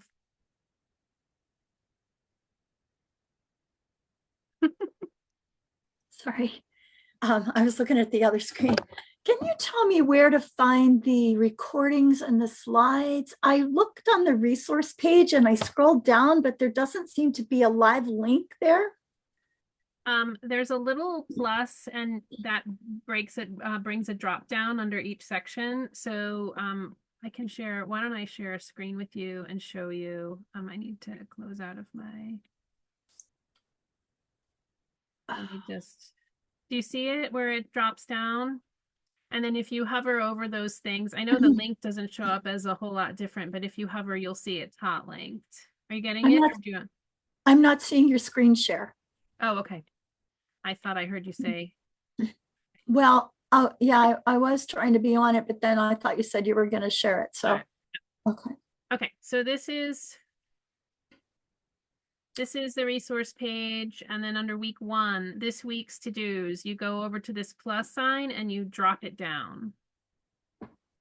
And this week's resources, you drop it down, and then these are all hot linked.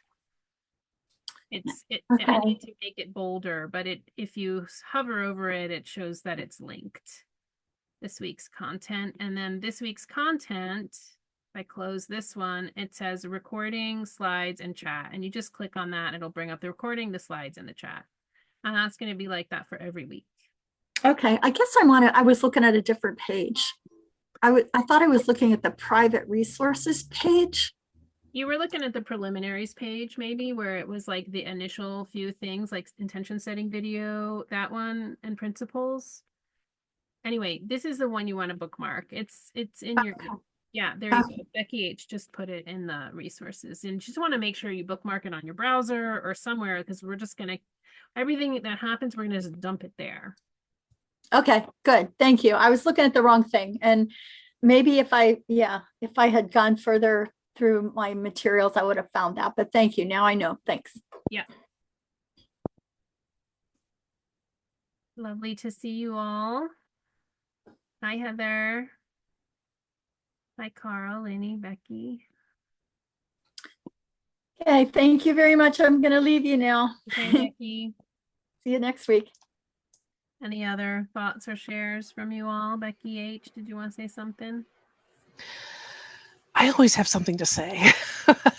I actually did I did a 3 weeks as a hospital advocate for my sister-in-law, and she had surgery and was intubated, so she couldn't talk. Oh. And I was able to catch several tests that they were going to do that were duplicated. You know, when the speech therapy did a test, and then the other doctor was coming in that afternoon and it was going to do the same painful test. And I was able to catch it because, well, they didn't put it in their notes. And they did the same test. But the other thing is with the nurses just not available, they'll bring lunch in and put it down and walk out. And a person who only has use of one hand or less, they can't open the soda, they can't open the applesauce.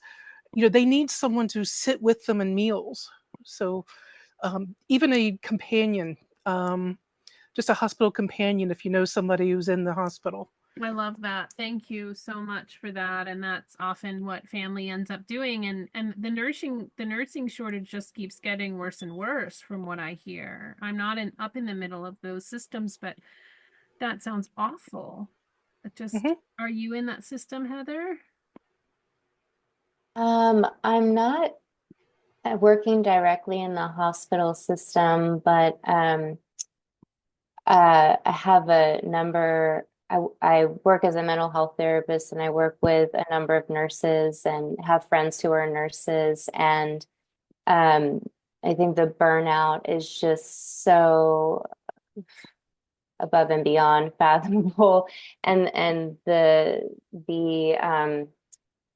pay is just pennies for a lot of nurses unless you're into travel nursing. And I wish I could speak more on it, but I really feel for folks who are really in the medical industry. I've worked in inpatient briefly, and I've witnessed the as you were speaking, Becky, the need for companions and patient advocates. And I hadn't even thought of like a patient advocate for myself. So that was really valuable to hear today. Yeah, I think they really need to have literacy around end of life issues in order to walk that part of the journey. And so, having access to palliative training or, and Karen is just such a wonderful person because she's deeply immersed in the conscious dying community. And so she comes with all those values. And I think it, but hopefully, more and more of that is popping up. So.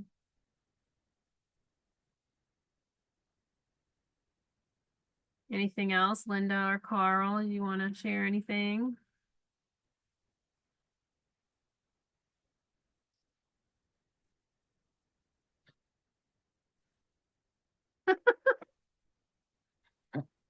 I just wanted to listen in and see what the questions are.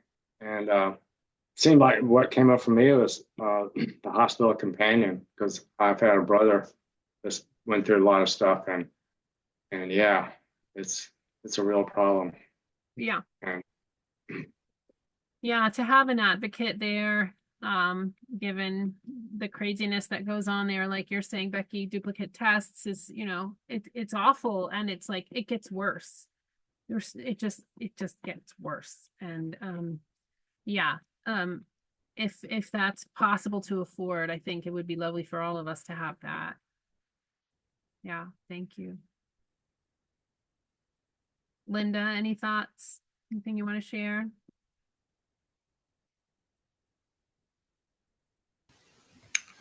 No, thank you. I really appreciate this course. Wonderful. All right, y'all. See you next week. Hey, Lee, I got a quick question. I'm sorry. There is a HIPAA website that has a form on it. I'm just wondering, when we were talking earlier about the HIPAA and having, each hospital has their own form, I was just wondering if maybe there was a federal form that we could fill out and keep in our paperwork and just present it. That is a great question. I've tried to look at that and tried to understand that. And there's so many like unders and overs and circulars. There may be, and I am pretty sure that whatever institution you're going to be engaging with is going to have their own. And that's why we talk about redundancy in this first bucket of paperwork, because doctors will look at this, or doctors or nursing staff, anybody in an institution will look at this 5 wishes and they'll be like, I'm not reading that. Give me the 1-page document that gives all the information that I need at a glance. And that's where the MOST form or the DNR form come in. And it's really good to have those extra forms. We want to be redundant. We want to give them the forms that they need. The reason we do the 5 wishes is we sort of enter into this more relational lay person's understanding of it all. And then we can fill out these complex legal and medical forms that we wouldn't have understood had we not gone through this process. Right. So I'd love to know if there's a federal HIPAA form that everybody would take, but any form that anyone would take does not exist as far as I can see.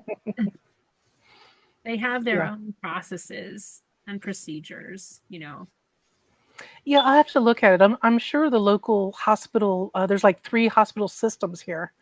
Their website, they've got to have a downloadable form. They may. Yep, they may.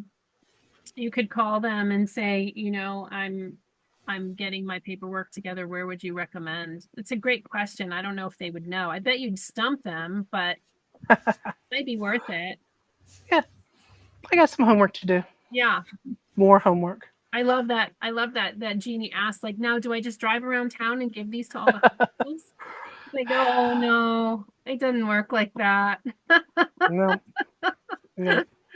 No. And even if we sign them in advance, they probably want it fresh that day. Well, exactly. Yeah, exactly. Yeah. Yeah. All right, beloveds. See you next week. Have a great week.